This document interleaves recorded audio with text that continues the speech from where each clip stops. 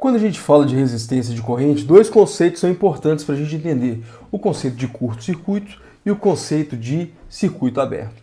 Curto-circuito é quando a gente tem um elemento que tem uma resistência que se aproxima de zero. O que acontece nesse caso? Se a gente pegar que I é igual a V sobre R, se a gente pegar o R aqui se aproximando de zero, V dividido por zero não dá para a gente fazer essa conta. Então a gente tem que fazer essa conta a partir do limite, certo?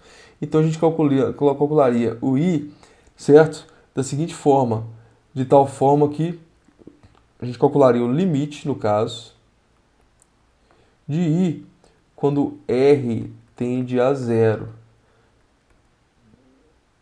Então seria o limite de V sobre R quando R tende a zero.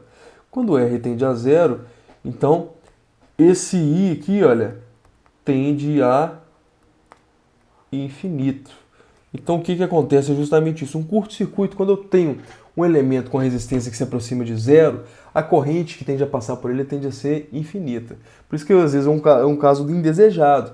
Por exemplo, um circuito elétrico de uma casa, isso é indesejado. Porque quando eu fecho, por exemplo, o curto entre uma fase e um neutro, aqui eu tenho um ponto de resistência tendendo a zero, logo a corrente que vai passar aqui vai tender a infinito. Vai causar um aquecimento.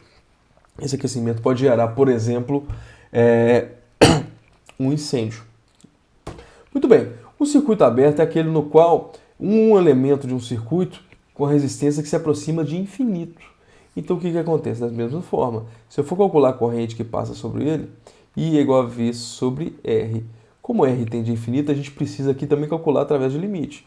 Então seria limite de V sobre R quando R tende a infinito. Nesse caso aqui, então, a corrente então seria isso, né?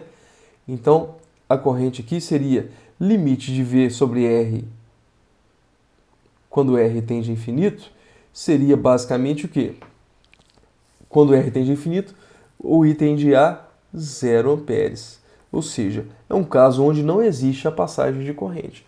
Quando um circuito está aberto, então, por exemplo, na tomada, não existe passagem da corrente do terminal de cima ou de baixo se não houver um circuito aqui no meio, certo?